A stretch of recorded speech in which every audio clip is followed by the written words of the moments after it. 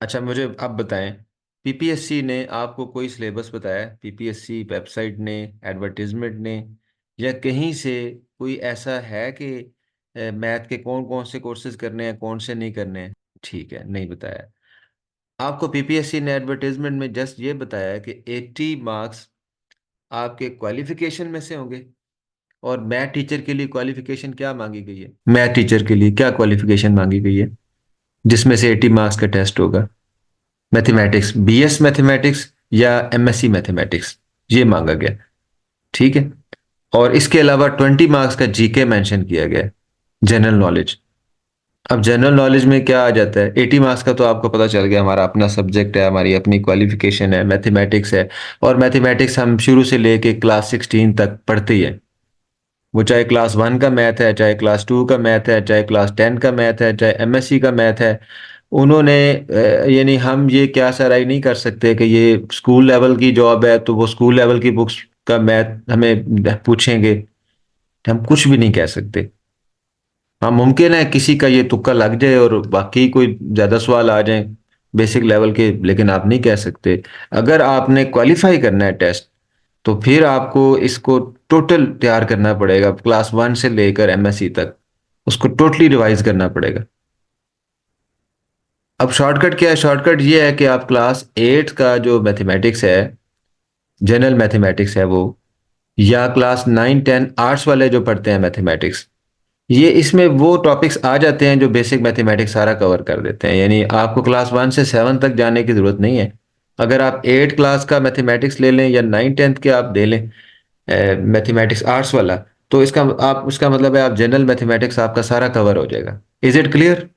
किस हद तक स्कूल लेवल मैथमेटिक्स करना है हमने? आपको क्लियर है कि किस लेवल तक स्कूल मैथमेटिक्स करना है? यानी करना सारा है। Your qualification includes mathematics from class 1 to class 16। लेकिन हम कह रहे हैं 1 to 10 जो हमारा मैथमेटिक्स है, जो उसमें से अगर हम सिर्फ 8th क्लास का मैथ देख लें या हम 9 10th का आर्ट्स का मैथ देख लें तो हमारा बेसिक मैथमेटिक्स कवर हो जाता है।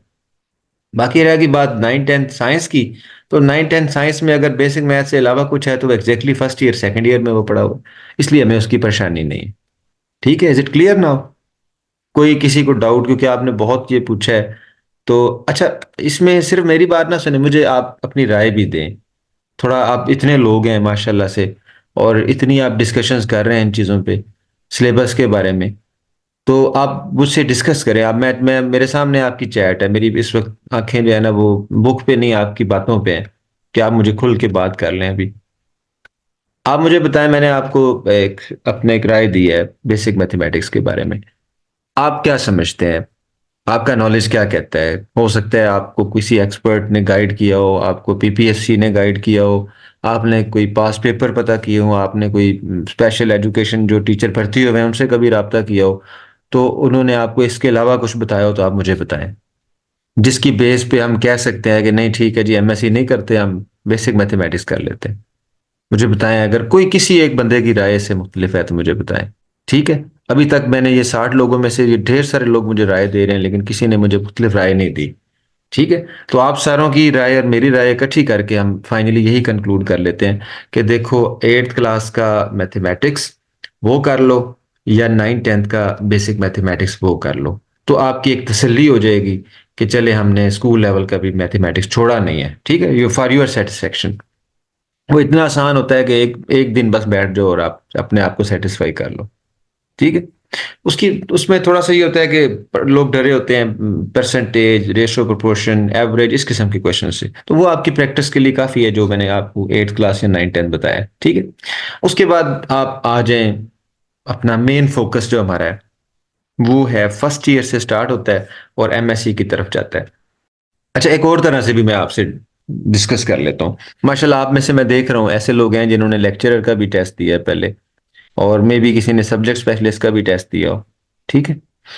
अच्छा, अब मुझे बताएं, मसलन 2009 से तो स्पेशली मैं देखता आ रहा हूँ पीपीएससी के जो जो सब्जेक्ट बेस्ड टेस्ट है उनकी बात कर रहा हूँ मैं, मैथमेटिक्स बेस्ड।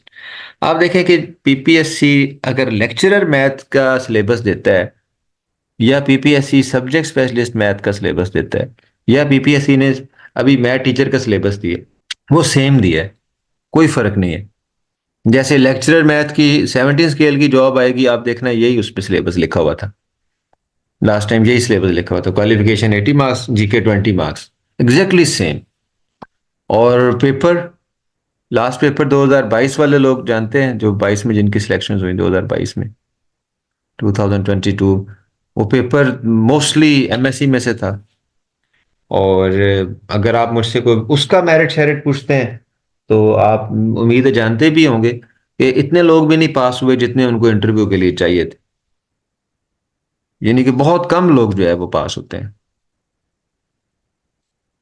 पास रेशो बहुत कम थी।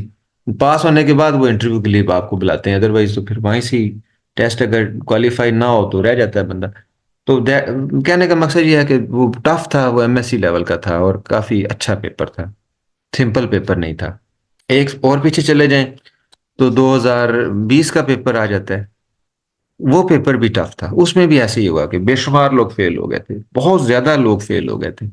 फेल होने का नुकसान ये है कि आप अगले स्टेज पे जाते ही नहीं इंटरव्यू की तरफ। हो सकता है आप टॉपर हो सकता है आप बहुत अच्छे नंबर ले रहे हो, आपकी क्वालिफिकेशन अच्छी हो, इंटरव्यू में भी चांसेस हो, लेकिन वक्ती तौर पर किसी वजह से आप रह गए हैं, तो आप महरूम रह जाएंगे आगे। अच्छा, अब उसमें क्या सर, उसमें एस्टिमेशंस हैं हमारी, यानी अब 2022 की बात की जाए तो कोई कहेगा इसमें पहली बार ऐसा हुआ कि ग्राफ थ्योरी में से क्वेश्चन आ गया, इसमें पहली बार ऐसा हुआ कि मेजर थ्योरी में से क्वेश्चन आ गया, इसमें पहली बार ऐसा हुआ कि लैप्लास ट्रांसफॉर्म में से क्वेश्चन आ गया। ठीक है, 2020 में चले जाएं तो आप कहेंगे इसमें पहली बार ऐसा हुआ है कि फंक्शनल में से भी आ गया, और इसमें पहली बार ऐसा हुआ कि बड़े कॉम्प्लिकेटेड क्वेश्चन आ गए वेक्टर वेक्टर स्पेसेस में से। ठीक है, उससे पीछे चले जाएं, जाते जाएं 2011 के पेपर पे पहुंचे, क्योंकि सबसे पहला वो पेपर था जो एमसीक्यूज बेस्ड था, तो उसमें आप कहेंगे कि सारा उन्होंने प्योर में से दे दिया, group ring field vector space के मिला के 52 सवाल तो वो हो गए, और वो पूरा 100 नंबर का मैथमेटिक्स था। तो इसका मतलब है कि हम एग्जैक्टली नहीं कह सकते पास पेपर्स को देख के। किसी पेपर में बहुत ज्यादा फोकस प्योर मैथमेटिक्स को था, 2011 की 11-12 की बात है। कभी वो ज्यादा फोकस जो है वो बीएससी को दे दिया, 2017 में जैसे बड़ा आसान सा पेपर दे दिया, 2020 में मुश्किल पेपर दे दिया एमएससी में से, 22 में एमएससी में से। तो ये है हिस्ट्री, पीपीएससी, मैथमेटिक्स, जहाँ तक मैथमेटिक्स का ताल्लुक है। ठीक है, वो लेक्चरर की जॉब है या सब्जेक्ट स्पेशलिस्ट की जॉब है, या अभी मैथ टीचर का आपके सामने एक्सपेरिमेंट हो रहा है स्पेशल एजुकेशन डिपार्टमेंट में, तो पीपीएससी ने जो सिलेबस दिया है वो बिल्कुल ऐसे ही लिखा है जैसे लेक्चरर के लिए लिखते हैं। तो इसका मतलब ये है कि आप हमें बैठ के सारा करना पड़ेगा। ठीक है, सिलेबस के इसके अलावा अब मुझे आप बताएं अगर कुछ कहना चाहते हैं। हम जिस काम को हम पकड़ के करने लगे उसके बारे में मुझे बताएं। अच्छा, ये अब डिफरेंट पेपर्स का आप मुझसे पूछ रहे हैं, ये सारे पेपर जो लेक्चरर के हुए हैं ना पिछले, 2011 का, उसके बाद 15 का, 17 का, 20 का, 22 का, ये सारे अपलोड कर दिए अपनी ओएलएच मैथ ऐप पे। आप वहां से आसानी से पेपर पढ़ सकते हैं, पास पेपर्स।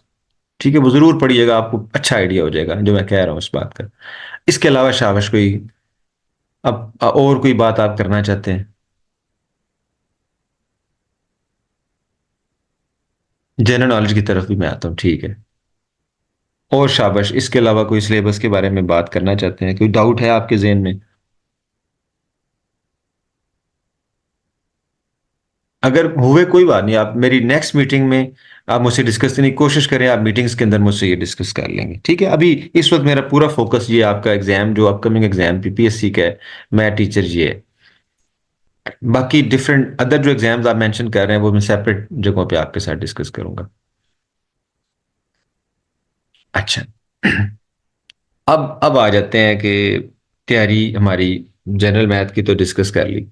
फर्स्ट ईयर मैथ की बुक है, मैं आपके साथ शेयर कर रहा हूँ, क्या आपको बुक शो हो रही है? अब हम थोड़ा समझो कि तैयारी बैठ के शुरू करते हैं। आपको शुरू हो नजर आ रही है इधर से? बुक नजर आ रही है आप? अच्छा, ठीक है।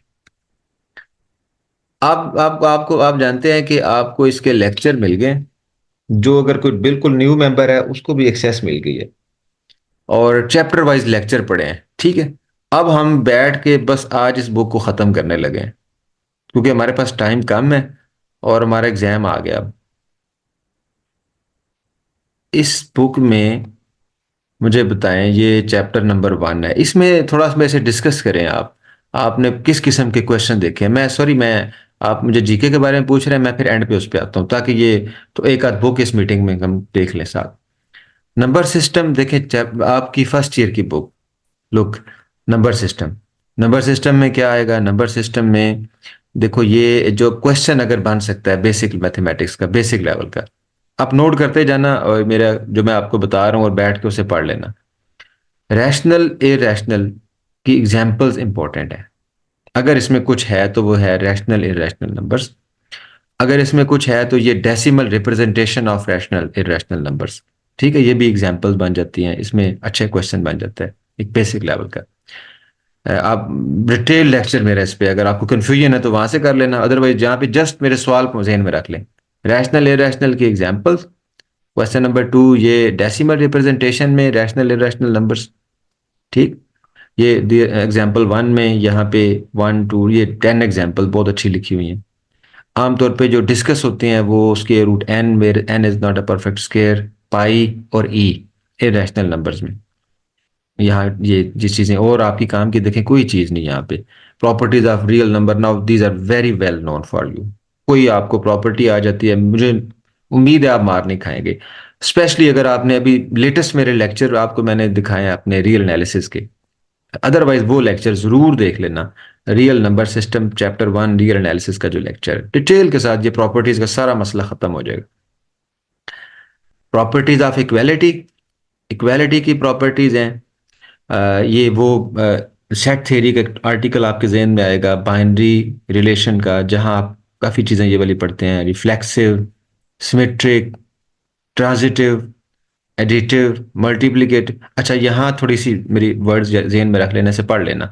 रिफ्लेक्सिव के बाद होता है इररिफ्लेक्सिव, सिमेट्रिक, उसके बाद होता है एंटी सिमेट्रिक और एसिमेट्रिक। इनके अंदर इनके डिफरेंसेस देख लेना आप। ठीक है, फिर ये आपस में ये क्या बनाते हैं? रिफ्लेक्सिव, सिमेट्रिक और ट्रांजिटिव मिलकर क्या बनाते हैं? शाबाश, ये इक्विलेंस रिलेशन बनाते हैं। ठीक, तो इक्विलेंस रिलेशन को थोड़ा सा पढ़ लेना है। अच्छा, अगर ये इररिफ्लेक्सिव हो जाए और एंटी सिमेट्रिक हो जाए और ट्रांजिटिव हो, तो फिर क्या बनाता है? फिर ये पार्शियल ऑर्डरिंग बनाता है। ठीक है, partial order, strict partial order. अगर रिफ्लेक्सिव ही रहे और एंटी सिमेट्रिक ट्रांजिटिव हो जाए तो फिर आप वैसे पार्शियल ऑर्डर कहते हैं। अगर इररिफ्लेक्सिव हो तो स्ट्रिक्ट पार्शियल ऑर्डर। ठीक है, तो these are two important things. ये दो अहम चीजें, क्योंकि साथ लेके चलें सेट थ्योरी को भी। जी, नज़र पड़ गई है मेरी, तो आप इक्विलेंस रिलेशन को स्टडी करें, पार्टीशन का उसके साथ ताल्लुक स्टडी करें, इक्विलेंस क्लासेस को स्टडी करें, और पार्शियल ऑर्डर को जरूर डिस्कस करें। What is partial order, what is totally ordered set. वहाँ पे कुछ डेफिनेशन आपको पढ़नी पड़ेगी। फर्स्ट एलिमेंट क्या होता है, लास्ट एलिमेंट क्या होता है, मैक्सिमल क्या होता है, मिनिमल क्या होता है, सुप्रीमम क्या होता है, इंफीमम क्या होता है। ये 6 एग्जाम्पल आपको वहाँ मिलेंगी। ठीक, ये 6 डेफिनेशन मिलेगी। बाकी एवरीथिंग इज वेरी इजी, बहुत ट्रिवियल चीज़ें हैं, आपने अच्छी प्रैक्टिस कर ली होगी। किसी को ज़्यादा इंटरेस्ट है तो फर्स्ट ईयर के हमारे जो एमसीक्यूज बने हुए हैं उनको देख ले, फर्स्ट ईयर के एमसीक्यूज का लेक्चर देख लें। मेरा ख्याल है कि आप यहाँ कोई चीज़ ऐसी नहीं जो आपको परेशान करे। Complex numbers, very easy introduction, detailed lecture पढ़ें आप, सुन लेना तसल्ली से। मैथमेटिकल मेथड का पहला चैप्टर कॉम्प्लेक्स एनालिसिस का बड़ा डिटेल से है। एमएससी लेवल के कॉम्प्लेक्स के लेक्चर सुनने हैं वो बता दें, वो आपको मैं भेज दूंगा। वो हमारे बहुत अच्छे लेक्चर हैं, आपको यहाँ कोई प्रॉब्लम नहीं। एडिशन, सब्ट्रैक्शन, इस लेवल पे, फर्स्ट ईयर लेवल पे अगर चले जाओ तो इंपॉर्टेंट चीज है कॉम्प्लेक्स नंबर का जो इनवर्स होता है, मल्टीप्लिकेटिव इनवर्स। ठीक है, वो हम याद कर लेते हैं, A over A square B square minus B over A square B square. ठीक है, but there is nothing difficult for you. ये यहाँ कोई चीज डिफिकल्ट नहीं है एक्सरसाइज के अंदर, 1.2 के अंदर या 1.3 के अंदर भी कोई चीज प्रॉब्लमेटिक नहीं है आपके लिए। हाँ, अगर थोड़ा सा प्रैक्टिस करना है तो आप प्रैक्टिस करिएगा कि किसी भी कॉम्प्लेक्स नंबर को हम पोलर फॉर्म में कैसे चेंज करते हैं। ऑब्वियसली आप मॉडुलस लेते हैं, आपको मॉडुलस में कोई प्रॉब्लम नहीं है। आर्गुमेंट लेते हैं, आर्गुमेंट के अंदर जरूर देखना कि प्रिंसिपल आर्गुमेंट क्या होता है, और किसी भी गिवन, आपको कोई भी गिवन कॉम्प्लेक्स नंबर है कार्टेशियन फॉर्म में, उसका प्रिंसिपल आर्गुमेंट आप कैसे फाइंड करते हैं। ठीक, इसे रिवाइज कर लेना, 1 मिनट में हो जाएगा। हाँ, अगर आपने नहीं पढ़ा हुआ फिर आपको हम लेक्चर दे देंगे, इस पे लेक्चर पढ़ा हुआ मैं आपको भेजूंगा, स्कूल से वहां से देख लीजिए। वेरी वेरी इंपॉर्टेंट कि आपको प्रिंसिपल आर्गुमेंट निकालना आता हो। आगे पूरा कॉम्प्लेक्स नंबर सिस्टम का जो चैप्टर्स हैं वो इस पे बेस करते हैं। ओके खैर, चैप्टर 1 इज डन। जो कुछ देखना करना है मैंने आपको बता दिया। डी मॉरिस थ्योरम है, everyone knows, we have no hurdle. Chapter 2, sets, functions. मुझे चैट में ओके का मैसेज कर दें कि चैप्टर 1 इज डन। अगर कुछ किसी ने कुछ देखना है तो जो मैंने चीजें बताई ना उनमें से देखना है आपने। ये प्लीज मुझे जरा मेरे साथ रहें। खाना शाना पकाना आपने होगा, खाना भी होगा, सारा कुछ करना होगा, लेकिन कोशिश करें कि मेरा साथ दें थोड़ी देर। मैं आपके लिए बैठा हूं सिर्फ इधर। ठीक है, जो जो मैंने पॉइंट बताए कि ये आपको पढ़ने चाहिए, नोट कर लिए। जो जो चीजें मैंने कही कि मैं आपको दे दूंगा, अगर आपको कोई ऐसा हुआ तो आप लेक्चर के बाद मुझे आपको टाइम दूंगा, मुझे बताएं, मैं आपको अपने वो लेक्चर वो कॉन्सेप्ट भेज दूंगा, सारा आप देख लेना। ठीक, done. Chapter 1 done. Partial order वाला सेट थ्योरी से है, बिल्कुल पार्शियल ऑर्डर वाला टॉपिक सेट थ्योरी से लेना है। इक्विवेलेंस रिलेशन वाला टॉपिक भी सेट थ्योरी से लेना है। सेट थ्योरी शाम सीरीज की बुक मैं आपको भेज दूंगा। ओके, चलो आगे चलते हैं, चैप्टर 2 पे चलते हैं। चैप्टर 2 में है सेट्स, फंक्शन, ग्रुप। इस पे मेरा लेक्चर, इस चैप्टर पे भी रिव्यू पे आपने एक ले लिया। उसके बाद इसका सेट थ्योरी की बुक से भी चैप्टर मैंने आपको भेज दिया, नहीं तो आप मुझे बताना, भेज दूंगा। इस चैप्टर को सेट थ्योरी से भी करना है हमने, यहाँ से भी करना है, दोनों जगह से करना है। सेट क्या होता है, सेट को लिखने के तरीके क्या हैं, सेट का union, intersection, difference, symmetric difference. नहीं पढ़ा तो देख लेना कि सिमेट्रिक डिफरेंस क्या होता है। डिमॉर्गन लॉज, यूनियन, इंटरसेक्शन की properties, each and everything you know very well, so we have no confusion, no problem in, no problem at all. Operations on sets, no problem. Venn diagram, we have no question. These are very important properties. ये जो table नजर आ रहा है आपको properties का, very very basic, very very important. आप कोई इसमें प्रॉब्लम नहीं होगा, आपको कोई परेशानी नहीं होगी आपको। आगे चलते हैं। Operation on three sets, no confusion, no problem. De Morgan law, Venn diagram, ठीक है। प्रॉपर्टी सारी में, हाँ, इंडक्टिव एंड डिडक्टिव लॉजिक। अब यहां आपका आ गया है discrete mathematics. Look, first year की बुक, इसके में इन्वॉल्व क्या क्या कर चुके हो। उधर से रियल एनालिसिस, उधर से कॉम्प्लेक्स एनालिसिस, उधर से सेट थ्योरी, और discrete mathematics. This chapter is from discrete mathematics. Inductive and deductive logic, आसान सी बात होती है, तहम्मुल से अगर सुन लेते हैं। इंडक्टिव क्या होता है और डिडक्टिव क्या होता है। बाज़ औक़ात क्या होता है कि हम एक दो तीन स्टेप्स के बाद एक जनरल कंक्लूजन कर देते हैं। इसकी बेस्ट एग्जांपल हमारे पास क्या है, इसकी बेस्ट एग्जांपल हमारे पास मैथमेटिकल इंडक्शन का मेथड है। क्या करते हैं मैथमेटिकल इंडक्शन में, यही करते हैं, n इज इक्वल टू 1 के लिए कर दिया, 2 के लिए कर लिया, 3 के लिए कर लिया, लिमिटेड स्टेप्स करके उसको कहा कि it holds for every n। This is called inductive logic. Mathematical induction से याद रहेगा इंडक्टिव लॉजिक क्या होती है, जिसमें हम limited number of steps perform करते हैं और एक जनरल रिजल्ट बता देते हैं। That is called inductive logic. Deductive logic क्या होती है, डिडक्टिव लॉजिक में ये होता है कि जहां हम एक जनरल रिजल्ट हमारे पास होता है, फिर हम उसके अंदर से आगे डिडक्शंस करते हैं। ठीक है, कि ये भी हो जाएगा, ये भी हो जाएगा, ये, उसमें से फिर आगे रिजल्ट्स लेते हैं। आगे क्रॉलरीज भी जैसे हम बनाते हैं आगे उसमें से, जैसे एक लेग्रांज थ्योरम है, उसकी आगे क्रॉलरीज है। सेलो थ्योरम है, आगे उसकी क्रॉलरीज है। ठीक है, तो ये दो तरीके होते हैं, इंडक्टिव एंड डिडक्टिव लॉजिक। उसके बाद एरिस्टोटलियन एंड नॉन एरिस्टोटलियन लॉजिक। एरिस्टोटलियन लॉजिक क्या होती है, पहले आप प्रोपोजिशन, प्रोपोजिशन क्या होती है, एक ऐसी डिक्लेरेटिव स्टेटमेंट जो ट्रू भी हो सकती है, फॉल्स भी हो सकती है, यानी जो या तो ट्रू हो सकती है या फॉल्स हो सकती है। यही एरिस्टोटलियन लॉजिक यही है कि कोई भी चीज या दुरुस्त है या गलत है, और कोई तीसरा ऑप्शन है ही नहीं। ठीक, यानी या तो वो दुरुस्त है तो या वो गलत। फर्ज करें आप लायक हैं, तो अब एरिस्टोटलियन लॉजिक में उसके दो ही जवाब हैं, या तो आप सिरे से लायक है ही नहीं, तो या आप 100%, या आप लायक हैं, दरमियान में है ही नहीं कुछ। आप नालायक हैं तो वो भी ऐसी, या आप बिल्कुल नालायक हैं तो या नालायक नहीं है। एरिस्टोटलियन लॉजिक ये है, जैसे आप अब फैन का बटन है, तो या तो ये ऑन है या ऑफ है, दरमियान में कोई नहीं है। ये जो डिमर वाला काम है ना, ये एरिस्टोटलियन लॉजिक में नहीं है। डिमर क्या करता है, वो आपके फैन को कम भी कर देता है, ज्यादा भी कर देता है। तो आप सोचे कितनी बोर है ये एरिस्टोटलियन लॉजिक, कि उसमें बस ऑन है या ऑफ है। आप मुझे बताओ, सर्दियों में पंखा चलाना पड़े और डिमर ही ना हो और फुल स्पीड, तो खराब है ना काम। ठीक है, तो एरिस्टोटिलियन लॉजिक यही है कि या ऑन है या ऑफ है। तो नॉन एरिस्टोटिलियन लॉजिक ये है जिसमें ऑन ऑफ के अलावा भी कोई थर्ड अपॉर्चुनिटी है। ये फजी वाले बड़ा अच्छा जानते हैं। ये ज़ादे ने जिस जो आप जब फजी सेट थ्योरी डेवलप की, कंप्यूटर साइंटिस्ट था, तो उसने बेसिकली यही किया, फजी सेट का जो कॉन्सेप्ट किया उसने यही कहा कि ऑन ऑफ के दरमियान बहुत सारी स्टेजेस हैं। बेसिकली तो देखो, दिस इज मिस इन्फॉर्मेशन या लॉस ऑफ इंफॉर्मेशन। एक बंदा है, आप उसके बारे में कहते हैं कि ये अच्छा है कि नहीं है। आप कहते हैं बस ये कहना है कि अच्छा है या कहना है अच्छा नहीं है।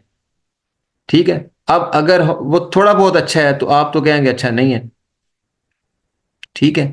या अगर वो उसके अंदर थोड़ी बहुत खामियां हैं लेकिन आपने अब या तो कहना है अच्छा नहीं है या कहना है अच्छा है, तो आप कहेंगे अच्छा है। दोनों सूरतों में कुछ इंफॉर्मेशन लॉस है कि आप उसके बारे में एग्जैक्ट इन्फॉर्मेशन दे ही नहीं सके हैं। ठीक, तो एक एक बहुत बड़ी खामी है एरिस्टोटलियन लॉजिक में, जो कि नॉन एरिस्टोटलियन लॉजिक में नहीं है, या अदर जब ऑप्शन आ जाता है उसमें नहीं। बहरहाल इस इस एक्सरसाइज के अंदर एरिस्टोटलियन लॉजिक है। यही वजह है, ये जो मैं कह रहा हूँ ना कि इंफॉर्मेशन लॉस है, ये आगे चल के एक एक जगह पे आपको प्रॉब्लम करेगा। मेरे लेक्चर्स में आपने देखे होंगे ये टेबल मैंने सारे समझाए हैं, वरना मेरे लेक्चर सुन लेना, नॉट का, एंड का, आर का, इफ देन में जाके ये एरिस्टोटलियन लॉजिक वाला चक्कर पड़ेगा इफ देन में। इफ देन में बाज जगह पे ऐसे ही होगा कि वो बीच बीच में लगेगा कि ये शायद ट्रू है, बात ट्रू भी हो सकती है, फॉल्स भी हो सकती है, लेकिन आप मजबूर हो जाएंगे क्योंकि एरिस्टोटलियन लॉजिक में या तो आप कहेंगे ट्रू है या आप कहेंगे फॉल्स है, दरमियान वाला कोई चक्कर नहीं। तो आप मजबूरन ट्रू मान लेंगे, जब फॉल्स नहीं साबित कर पाएंगे तो आप ट्रू मान लेंगे। जरूर देखा होगा आपने मेरा लेक्चर, अदरवाइज दोबारा देख लिया। ये सारे ऑपरेशन वहां पे आप लर्न कर लें, कोई परेशानी नहीं इसमें। ठीक। अच्छा, बाय कंडीशनल, कंडीशनल सारा एक्सप्लेन किया हुआ है वहाँ पे। टेबल, इन टेबल्स की मदद से हम डिमॉर्गन लॉ भी प्रूव करते हैं। उसके बाद ये तीन तरह के होते हैं, टाइटोलॉजी होता है, एब्सर्ड होता है, कंटीजेंसी होता है। और ये आप डिटेल वहाँ लेक्चर में ले लेना, यहाँ मैं आपका टाइम ज़ाया नहीं करता अब। ठीक। तो ये हमें कोई problem 2.4 2.5 relations, very beautiful concept. Relation क्या होता है? कार्टिजियन प्रोडक्ट का आगे सबसेट लेते हैं हम, वो एक रिलेशन बनता है। ठीक है।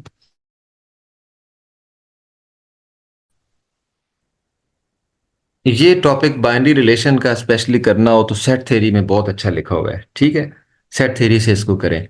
ये क्या होता है, इसके डोमेन रेंज का कॉन्सेप्ट क्या है, इसकी टाइप्स जो ऊपर डिस्कस भी हुई है, reflexive, irreflexive, symmetric, anti symmetric, asymmetric, transitive, partial order और इक्विवेलेंस रिलेशन सारी इसकी। उसके बाद फुल रिलेशन क्या होता है, एम्प्टी रिलेशन क्या होता है, डायगोनल रिलेशन क्या होता है, आइडेंटिटी रिलेशन क्या होता है, इनवर्स रिलेशन क्या होता है, all these are clearly defined in set theory. ठीक।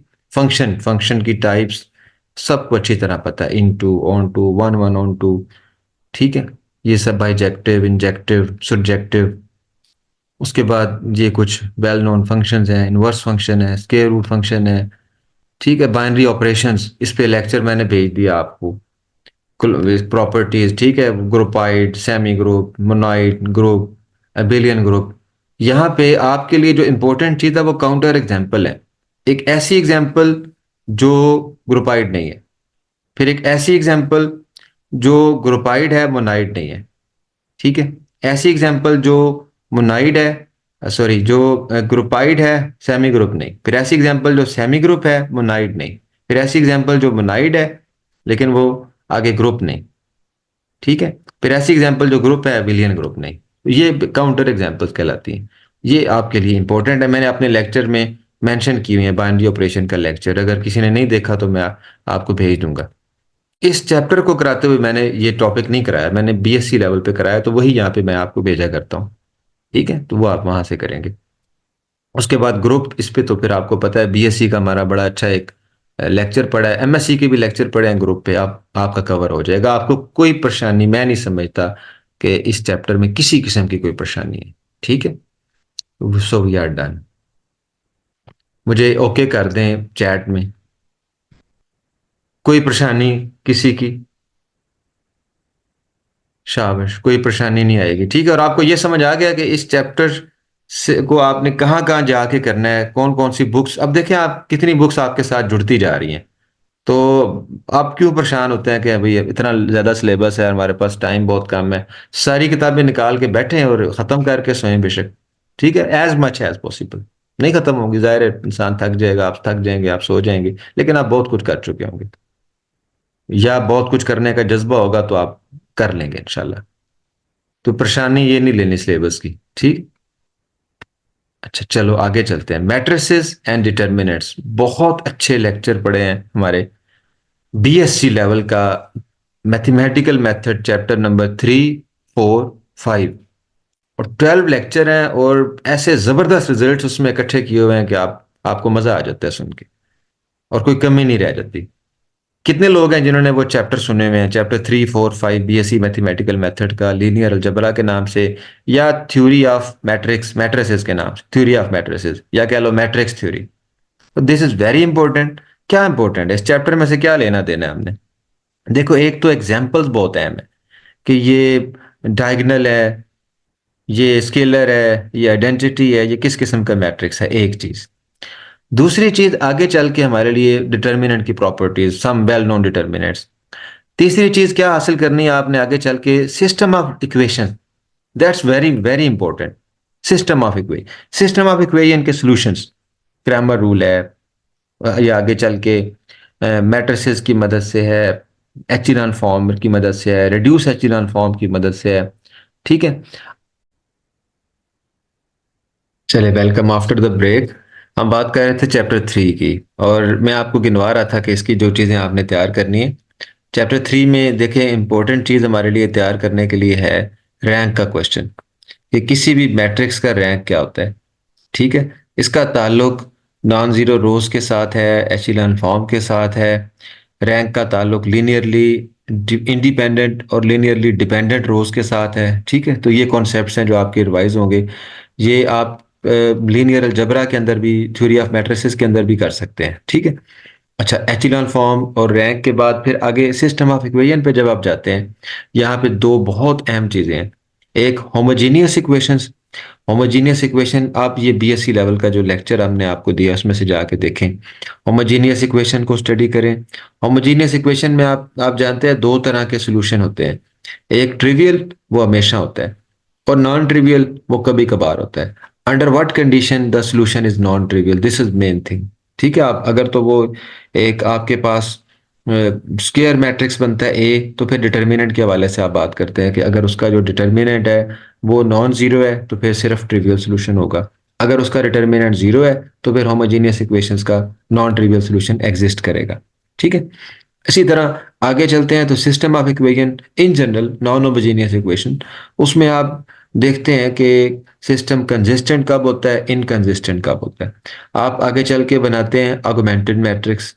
आप कहते हैं रैंक ऑफ ए और रैंक ऑफ ए भी अगर बराबर होगा तो सिस्टम कंसिस्टेंट होगा, उसका सोल्यूशन एग्जिस्ट करेगा। अगर रैंक ऑफ ए और रैंक ऑफ ए भी बराबर नहीं होगा तो उसका सोल्यूशन एग्जिस्ट नहीं करेगा। इस पर मेरा डिटेल एक जूम सेशन हुआ था आपके साथ।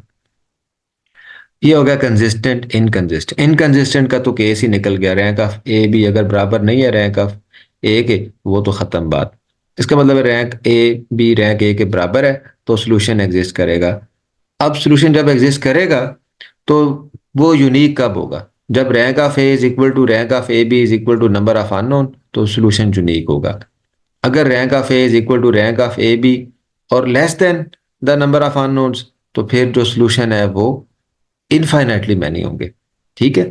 और greater than the number of unknown तो आपने देखा था, इट इज इम्पॉसिबल केस। ठीक है, वो एक जूम सेशन में हमने डिस्कस किया। सो मैट्रिसेस में से ये बहुत है, मैं दोबारा बता रहा हूँ, मैट्रिसेस की टाइप्स के क्वेश्चन, रैंक के क्वेश्चंस, और कंसिस्टेंसी इनकंसिस्टेंसी, और होमोजेनियस की फॉर्म में नॉन ट्रिवियल सॉल्यूशंस की कंडीशंस। ठीक। तो ये बहुत अच्छे तरह से चैप्टर 3, 4, 5 बीएससी लेवल के वो आप सुन लेना, वो हो जाएगा काम सारा आपका। ठीक है, तो हम इस चैप्टर में हमारे लिए कोई प्रॉब्लम होपफुली नहीं है। ठीक है, कोई है तो बताएं। क्वाड्रेटिक इक्वेशन सब जानते हैं बहुत अच्छे तरह से। क्वाड्रेटिक इक्वेशन बताएं, इसके जो सॉल्यूशन के मेथड हैं वो कितने हैं, 3 मेथड हैं सब। ठीक है, सबको ही आता है, क्वाड्रेटिक फार्मूला सबको आता है। 4.1 इन्हीं चीज़ों को डिस्कस करती है। 4.2 में क्या होता है, वो इक्वेशन जो क्वाड्रेटिक नहीं है उन्हें क्वाड्रेटिक किस किस तरह से बनाया जा सकता है। ठीक है, इसमें कोई प्रॉब्लम नहीं। एक्सपोनेंशियल इक्वेशन क्या होती है, रेसिप्रोकल इक्वेशन क्या होती है। ठीक है, आगे आगे radical equation, under the radical sign, square root. अब यहाँ एक कॉन्सेप्ट पढ़ के जाना है आपने, एग्जांपल्स करके जानी है। एब्सोल्यूट वैल्यू फंक्शन हो या रेडिकल एक फंक्शन हो, रेडिकल साइन हो या एब्सोल्यूट, वहाँ चांस होता है उसको सॉल्व करते हुए, क्योंकि हम स्क्वायर्स वगैरह लेते हैं तो एक्स्ट्रा रूट्स आ जाते हैं, रूट्स वो सोल्यूशन आ जाते हैं, ओरिजिनल इक्वेशन में पुट करते हैं, उसको सेटिस्फाई नहीं करते, उन्हें कहते हैं एक्सट्रीनियस रूट्स। तो वो कॉन्सेप्ट यहाँ है, मैं एग्जाम्पल भी इसकी दी हुई है। तो ये स्क्वायर रूट वाले फंक्शंस को कैसे सॉल्व किया जाता है। आगे टॉपिक आ गया क्यूब रूट्स ऑफ यूनिटी। अब यहाँ एक चीज अगर और आप कर सकते हैं तो आप जरूर साथ न्यूमेरिकल एनालिसिस को साथ रख लें। न्यूमेरिकल एनालिसिस का पहला दूसरा चैप्टर आप कर सकते हैं। पहले में क्या है, इक्वेशन सॉल्व करने के न्यूमेरिकल मेथड्स क्या हैं, खासतौर पे Newton Raphson formula, bisection method, ठीक है, regular false position method, secant method, ये कुछ मेथड हैं, फिक्स पॉइंट आइटरेटिव मेथड, ये मेथड रिवाइज कर लेना।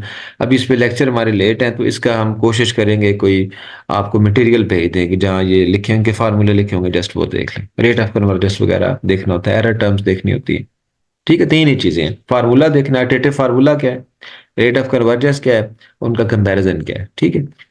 अच्छा, उसके बाद आगे ये topic cube roots of unity, complex analysis में डिटेल से आप खुद सॉल्व करें। X N is equal to one रख के nth roots of unity, complex numbers के अंदर जाकर उसको पोलर फॉर्म में चेंज करें, डिमॉवरिज थ्योरम लगाएं, उसकी सारी प्रॉपर्टी स्टडी करें, तो ये बीच में हो जाएगा cube root of unity, fourth root of unity, fifth roots of unity and each and everything, ठीक। कोई प्रॉब्लम आपको नहीं है। फैक्टर थ्योरम, रिमाइंडर थ्योरम्स, कोई प्रॉब्लम नहीं, सिंथेटिक डिवीजन कोई प्रॉब्लम नहीं हमारे लिए। फॉर्म ऑफ इक्वेशन, रूट्स अगर गिवन हो अल्फा बीटा, तो उससे जो इक्वेशन बनती है वो क्या होती है, X square minus S X plus P is equal to zero, ठीक है। ये इस पे मेरा लेक्चर भी है चैप्टर 4 पे, वहां से आप नेचर ऑफ रूट्स, इस फर्स्ट ईयर लेवल पे तो ये इंपॉर्टेंट है आपके लिए, कोई प्रॉब्लम ही नहीं। नेचर ऑफ रूट्स डिस्क्रिमिनेंट की बेस पे सिस्टम ऑफ इक्वेशन सॉल्व करना आपके लिए कोई प्रॉब्लम, किसी को कोई परेशानी नहीं होगी इसमें, ठीक है। पार्शियल फ्रैक्शन कोई मसला नहीं, इसको हम छोड़ के आगे चलते हैं। Sequences and series, real analysis का chapter, BSc mathematical method 8 chapter is very very important. क्यों, वहां पे कन्वर्जेंस डाइवर्जेंस के बहुत सारे प्रैक्टिस क्वेश्चंस हैं, वो जरूर करिएगा आप, ठीक। और ये तो आपके लिए बहुत आसान है। अरिथमेटिक, इसमें फार्मूले आपको चैप्टर करवाया गया है, अरिथमेटिक प्रोग्रेशन क्या होता है, अरिथमेटिक मीन क्या होता है, एन अरिथमेटिक मीन्स क्या हो सकते हैं, ज्योमेट्रिक प्रोग्रेशन क्या होता है, उस अरिथमेटिक सीरीज, सॉरी, उसके बाद ज्योमेट्रिक प्रोग्रेशन क्या होता है, ज्योमेट्रिक मीन क्या होता है, एन ज्योमेट्रिक मीन क्या होते हैं, ज्योमेट्रिक सीरीज क्या होती है, चार चार फार्मूले हैं इनके। उसके बाद आगे चल के इनफाइनाइट ज्योमेट्रिक सीरीज आप उसके जानते हैं, उसकी कन्वर्जेंस डाइवर्जेंस कॉमन रेशियो पे डिपेंड करती है। उसके बाद हार्मोनिक सीरीज बनाते हैं, अरिथमेटिक को उल्टा के, अरिथमेटिक के सारे फार्मूले। क्वेश्चन इंपॉर्टेंट बीच में है, अब इंपॉर्टेंट क्वेश्चन ये कर लें कि रिलेशन क्या होता है अरिथमेटिक मीन का, ज्योमेट्रिक मीन का और हार्मोनिक मीन का। ये इस पेज पे लिखा है, रिलेशन बिटवीन, इसे जरूर कर लेना, अरिथमेटिक ज्योमेट्रिक हार्मोनिक मीन, ठीक है, ताकि आपको फिर फिक्र नहीं रहती। और उसके बाद ये तीन वैल्यूज याद कर ले, समेशन के, ये जो आपके सामने स्लाइड है इसके बिल्कुल एंड पे, समेशन के जो है ये क्या होता है, वन से एन तक का सम, समेशन के स्क्वायर वन से लेकर एन तक स्क्वायर्स का सम, समेशन के क्यूब वन से लेकर एन तक क्यूब्स का सम। इनकी वैल्यूज आगे दी हुई हैं, next to find the formula for, ये वैल्यूज याद कर लें। समेशन के किसके बराबर है, समेशन के स्क्वायर किसके बराबर है, समेशन के क्यूब किसके बराबर है, ठीक, खत्म। चैप्टर 7 आपको लेक्चर मौजूद है, थ्योरी पे भी लेक्चर है, इसके एमसीक्यूज पे भी लेक्चर है। तीन चीजें हैं, permutation, combination, probability, but this is very very important, ठीक। पहले तो ये फैक्टोरियल पे है, फैक्टोरियल फॉर्म में लिखने के बारे में, फिर परमुटेशन पे है, इसके आप एक पेज पे बनाए सारे केसेस। परमुटेशन, जब आपके पास एन नंबर हो और एन अरेंजमेंट्स, एन प्लेसेस हो, तो N factorial, N N distinct objects हों, आर प्लेसेस हों, एन कम्बिनेशन आर, ठीक। उसके बाद फिर रेपिटेशन वाला केस आ जाएगा, एन का एन और नीचे आ जाएगा N one N two N three, ये सारे N one N two N three क्या है, ये रेपिटेशन है, ठीक है, रिपीटेड केस। फिर सर्कुलर परमुटेशन आ जाएगी, एन माइनस वन फैक्टोरियल। फिर सिमेट्रिक परमुटेशन आ जाएगी, circular but symmetric, N minus one factorial by two, ठीक। तो ये फैक्टोरियल के क्वेश्चन हैं और ये इंपॉर्टेंट क्वेश्चन हैं, आ जाते हैं। उसके बाद कम्बिनेशन है, एन सी आर, पहले तो आपने ये इसके आसान फार्मूले हैं सारे याद कर, N C R, N combination और परमुटेशन का रिलेशनशिप है, ठीक है, कुछ वैल्यूज यहाँ निकाली हुई हैं। उसके बाद प्रोबेबिलिटी, प्रोबेबिलिटी भी ये मैंने डिस्कस की हुई है।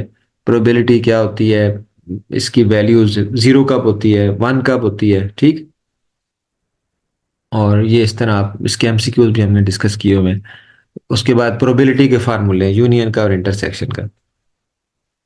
Mathematical induction and binomial theorem. Mathematical induction everyone knows, there is nothing for you, ठीक। हाँ अलबत्ता इसमें अगर वैसे इंटरेस्ट हो तो मेरा वो लेक्चर सुन लेना, इसका मैंने हिस्टोरिकल बैकग्राउंड दिया हुआ है उसमें, मैथमेटिकल इंडक्शंस का। और इसमें कोई आप बायनोमियल थ्योरम आप सबको याद है, कोई प्रॉब्लम नहीं, सिर्फ प्रॉपर्टीज थोड़ी सी ये रेड हुई हैं, देख लेना आप, ठीक। तो इसमें कोई प्रॉब्लम परेशानी नहीं है हमें बायनोमियल थ्योरम। उसके बाद आगे ट्रिग्नोमेट्री।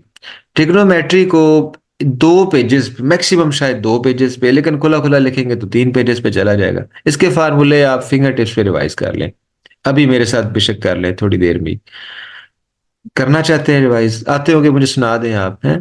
लिखें, एंगल पे आ जाते हैं।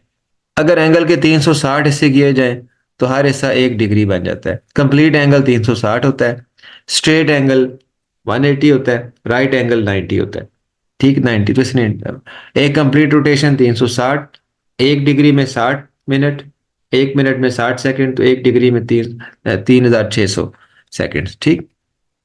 तो ये कन्वर्जन है इनकी। उसके बाद रेडियन क्या होता है, रेडियन एक कंप्लीट साइकिल में 2 पाई होता है, यानी 2 पाई अगर 360 है तो पाई 180 है। पाई इज इक्वल टू 180 रख के यहाँ पाई पे डिवाइड कर दें तो 1 रेडियन की वैल्यू आ जाएगी, 180 पे डिवाइड कर दें तो 1 डिग्री की वैल्यू आ जाएगी, दोनों याद कर लें। उसके बाद दो वेल नोन फार्मूले हैं, एक है आर्क लेंथ का L is equal to r theta, एक है एरिया ऑफ सेक्टर का A is equal to 1/2 r square theta, ठीक। और इसमें कुछ भी नहीं यहाँ पे, ठीक। आगे चल के आपको बहुत अच्छा बड़ा प्यारे तरीके से आता है राइट एंगल ट्रायंगल, मेरे लेक्चर मौजूद है, देख लेना। ट्रिग्नोमेट्रिक आइडेंट फंक्शन क्या होते हैं, फंडामेंटल आइडेंटिटीज क्या होती हैं, कोई परेशानी नहीं किसी को, साइंस के बारे में कोई परेशानी नहीं किसी को, बहुत बेसिक है आपके लिए, आसान है आपके लिए, ठीक है। कोई इसमें 9 चैप्टर में कोई और चीज, डोमेन आप देख लें, डोमेन रेंज का प्रॉब्लम देख लें क्या होता है। जब भी कोई फंक्शन साइन या कॉज में से डिनोमिनेटर में चला जाएगा तो वहां डोमेन का प्रॉब्लम आ जाएगा, ठीक है। ये मेरे लेक्चर में डिस्कस्ड हैं चीजें, कोई परेशानी मुझे नहीं, मैं नहीं समझता कि आपको कोई है। ट्रिग्नोमेट्रिक आइडेंटिटीज ये जो हैं ये बहुत आसान, sine alpha minus beta, alpha plus beta, cos alpha minus beta, alpha plus beta, all these things are very easily covered, ठीक है। ये बड़ी इजी मैंने तरीके से समझाई हुई हैं सारी चीजें, कोई परेशानी मुझे नहीं है आपसे कि आप इसमें को मार खाएंगे। सिवाय इसके देखो इसमें कहाँ मार खाते हैं हम, वो भूल जाते हैं, साइन 3 थीटा और कॉस 3 थीटा का फार्मूला भूल जाते हैं, साइन 3 थीटा का और कॉस 3 थीटा का। वो हमें इंटीग्रेशन में बाजुकात बहुत हेल्प देता है, साइन 3 थीटा और कॉस 3 थीटा का फार्मूला इंटीग्रेशंस में, जब हम साइन क्यूब थीटा या कॉस क्यूब थीटा की इंटीग्रेशन कर रहे होते हैं वहाँ हेल्पफुल होता है बस, और इसमें मुझे कोई परेशानी नहीं है आपसे। Trigonometric function and their graphs के अंदर पीरियड्स आपको पता है, बेसिक सी बातें हैं। डोमेन रेंज आपको मैंने बता दिया प्रॉब्लम क्या होता है। ग्राफ्स वो इतने कुछ ज्यादा यानी कि डेप्थ में जाने की हमें जरूरत नहीं है शायद यहाँ पे, तो इसमें यही कुछ है। एप्लीकेशन ऑफ ट्रिग्नोमेट्री, ठीक। ये एप्लीकेशन के क्वेश्चंस हैं, बाजू का आ जाते हैं, angle of elevation, angle of depression के, ठीक। लेकिन आपको आते हैं सारे। ऑब्लिक ट्रायंगल के लिए यहाँ नया होता है law of cosines, law of sines, law of tangents. उसके बाद areas of triangle, specially areas of oblique triangle यहाँ डिस्कस हुए हैं, वो आप रिवाइज कर लेना। When one side is given, when two sides are given, when three sides are given, ठीक। हाफ एंगल फार्मूलाज इंटीग्रेशन में बहुत ज्यादा यूज होते हैं, half angle formulas, specially 1 + cos x की वैल्यू, 1 - cos x की वैल्यू, ये बहुत यूज होती है इंटीग्रेशन, छोटी छोटी इंटीग्रेशन में यूज होती है, ठीक है। आगे ये एरिया ऑफ ट्रायंगल है, या आगे ये आपके जितने भी रेडियस के क्वेश्चन है, सरकम सेंटर, सर ये बल्कि मैंने आपको चैप्टर 4 में सेकंड ईयर में डिस्कस किया एक जगह पे ये सारे पॉइंट्स। ये सेंट्राइड क्या होता है, ठीक है, आर्थो सेंटर क्या होता है, सरकम सेंटर क्या होता है, ठीक है, मीडियन क्या होता है, ये चीजें जो है ना आप थोड़ी सी रिवाइज कर लेना, स्पेशली चैप्टर 4 में। आप एनालिटिक ज्योमेट्री का जो चैप्टर सेकंड ईयर है वहां मैंने ज्यादा डिस्कस किया है इनको। तो इनके फार्मूले हैं इनके रेडियस के, स्मॉल आर किसके बराबर है, कैपिटल आर किसके बराबर है, R1 क्या है, R2 क्या है, R3 क्या है, ये 5 फार्मूले हैं, ठीक है। तो ये आप कर लेंगे। इनवर्स ट्रिग्नोमेट्रिक फंक्शंस में इनवर्स फंक्शन के साथ रिलेशन है, कोई इसमें आपको परेशानी नहीं है। हाँ, इसमें डेफिनेशन है प्रिंसिपल ट्रिग्नोमेट्रिक फंक्शन, वो मैंने बताई हुई है। आमतौर पे ट्रिग्नोमेट्रिक फंक्शन जो है वो वन वन नहीं होते, रेपिटेशन आती है। अगर हम उनकी डोमेन को पकड़ लें और किसी तरह ऐसे खींचे या ऐसे काटें डोमेन के वो वन वन फंक्शन बन जाए, तो उसको कहते हैं प्रिंसिपल प्रिंसिपल ट्रिग्नोमेट्रिक फंक्शन। साफ जाहिर है उनकी जो डोमेन है वो आम ट्रिग्नोमेट्रिक फंक्शन की नहीं होती, बल्कि महदूद हो जाती है। वो आपको दो याद करनी पड़ती हैं। ठीक है, एक -π/2 से +π/2 पे, एक 0 से पाई, इनमें से ही होती है कोई। ठीक है, चैप्टर 4 के अंदर ट्रिग्नोमेट्रिक इक्वेशन का सोल्यूशन है आपके लिए। कोई परेशानी की बात इसमें नहीं है। ठीक है, so this is the review of whole first year mathematics book. अब अगर आप देख लें कितना टाइम लगाते हैं आप, 1 घंटा 2 घंटे लगाएं तो कर लेंगे ये सारी चीजें आप। ठीक है, होप सो के first book is covered now. Break ले लें और अपने बाकी रूटीन के मुताबिक टेस्ट दें जो आज चल रहे हैं। रियल एनालिसिस का आपका चैप्टर 3 तैयार हो रहा है। उसके बाद इंग्लिश के आपके लेक्चर हो रहे हैं, उनके टेस्ट हो रहे हैं। कुछ नए student first year second year की बुक से टेस्ट दे रहे हैं। ग्रुप रिंग फील्ड का शेड्यूल मैंने आपको इशू कर दिया है टेस्ट का, और वो हम 2-4 दिन में ख़त्म कर सकते हैं उसको। अभी मैं पूरा पूरा दिन, अगर छुट्टियां हैं ना, पूरा पूरा दिन, एक दिन पूरी ग्रुप थ्योरी कर लें, एक दिन रिंग थ्योरी कर लेंगे, एक दिन वेक्टर स्पेसेस कर लेंगे। ठीक है, इसी तरह जो नए स्टूडेंट्स हैं वो बीएससी मैथमेटिकल मेथड की पूरी बुक 11 चैप्टर, उसके मैं आपको लेक्चर दे दूंगा, वो तो आप जरूर करना आप, यानी that is very very important. क्योंकि वो मिक्सचर है एमएससी के बहुत सारे सब्जेक्ट्स का, और आपके बहुत से सब्जेक्ट उस एक बुक में रिवाइज हो जाएंगे। तो आप अगर मुझसे पूछते हैं कि हम शॉर्ट टर्म में कौन सी बुक करें, तो मैं आपसे कहूंगा बीएससी मैथमेटिकल मेथड तो फौरन कर लें। ठीक है, हैव अ ब्रेक, और अपने बाकी जो भी आज के टारगेट्स हैं वो मीट करें आप। ठीक है, थैंक यू वेरी मच।